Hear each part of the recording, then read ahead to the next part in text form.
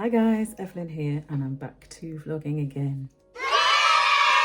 So, you know what that means?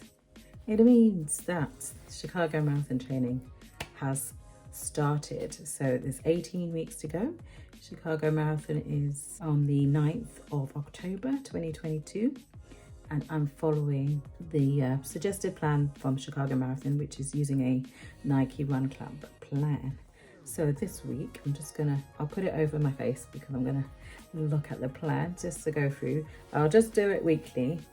And as you can see, it says 18 weeks to go. So this bit covers the weeks from June the 6th to the 12th. And there's 5 runs in the plan and then 1 strength workout. So today I did a 10-minute recovery run, which actually was 12 minutes in the end because I've got to do my minimum of a mile to keep my run streak going officially. So, but that's what I did. So anything that's less than a mile, I will make it minimum a mile. And that will happen a couple of times this week. Anyway, so the first run, and I'm doing it, I don't know if that's right, but I'm doing it first column, second column.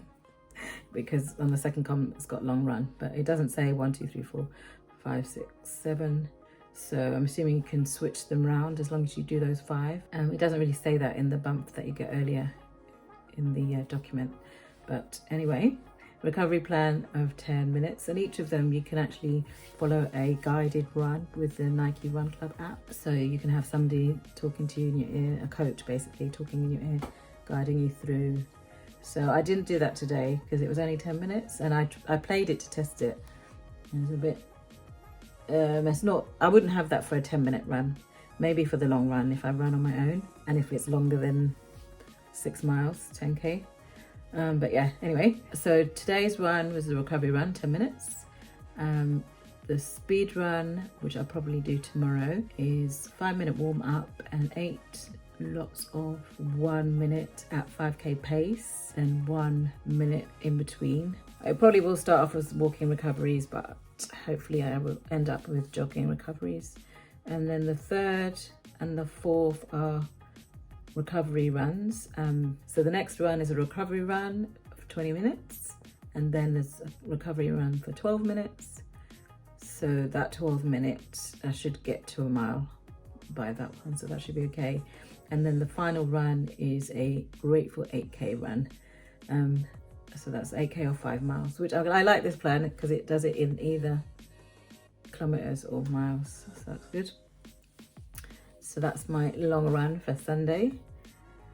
So I think I'll do Monday, Tuesday, Wednesday, Friday. No, actually, I don't know. Probably Monday, Tuesday, Wednesday, Thursday. Friday can be like whatever I want to do, minimum of a mile. Saturday would be 5K park run. Sunday would be the long run, or I don't know, because I like to front end them in my head so that if I can't do it, at least I have extra days to accommodate. And then the strength workout, in this case, you can use the Nike Training Club app, which has a whole lot of free training in there. You do have to sign up, and I already have signed up with Nike. My first sports watch was a Nike chunky white one. If I can find a picture, I'll put it over. It was a Nike watch with a foot pod. So that's why I actually have the Nike Run Club already, and that's how I got my personalized Nike Pegasus 37s. It's got my name in it and everything. Because if you're a club member, you can customize shoes anyway, but I think it's an extra charge. But if you're a member, you can have that customization for free. So I did all the purple for that one. And then they have a strength workout app. Then they have the Nike Training Club app, so you can log on with the same details, and it gives you all these different sessions, body weight sessions, help. I haven't really looked at it because I just downloaded it today because of the plan, but I'll have a look. So my plan is to do those strength workouts after each run, depending on what they are. I have done the strength workout today, and it's a standing core workout, and it's a 5-minute workout, and it went quite smoothly. So I don't see any problem with me doing it after each run. Each of the 5 planned runs. I won't do it every single day, minimum of 3 times, I think. And then if I can do it after each one, I will do it. So yeah, only 5 minutes, actually 6 minutes on my watch when I timed it. So yeah, so training begins. What else has been happening over the week? I think I'd updated you about my 2000 days. If you haven't seen the video for that, I'll put a link to it up there. Go ahead and check it out. But yeah, so I passed my 2000 days, and what I didn't even tell you, and I don't know why I didn't tell you, because I normally tell you everything. I had an altercation with a taxi driver, and ended up an Uber driver, I should say, not taxi driver, ended up being injured. So it's all healing up now, but I've got this kind of scraped arm, or grazed left knee, and the same, basically took a chunk out of my right knee, and that's got a similar healing process. It hasn't healed as well as my arm because it's right on the top of my knee, so every time when it was scabbing over, every time I tried to run or move or walk or whatever, it sort of cracked again. So it's taken longer to heal, but it's getting there now, so it's fine. First thing I did when I fell, basically, I won't go through the whole because, you know, I talk too much, but basically I was trying to get video of it. This taxi driver decided to shout out obscenities to my niece, and so I wanted to get some footage of his car so I could report him to Uber. I couldn't take a picture. I tried to take a picture, but it was a bit blurry, so I got out of my car to take a video, and he stopped again when he came back, and his window was open, so I tried to get footage of his face, and as I did that, he sped off, and my hand was inside his car a little bit, and both my phone and my keys fell in his car, and I was trying to grab hold of it because all I could think in my head was, my stuff is in your car, hold on. And obviously it doesn't happen like in the movies when they're hanging on to the car, or Tom Cruise on the wing of the airplane or whatever, helicopter. Anyway, I basically hung on for like 2 seconds and I fell down, and I ended up scraping up my arm and my knee.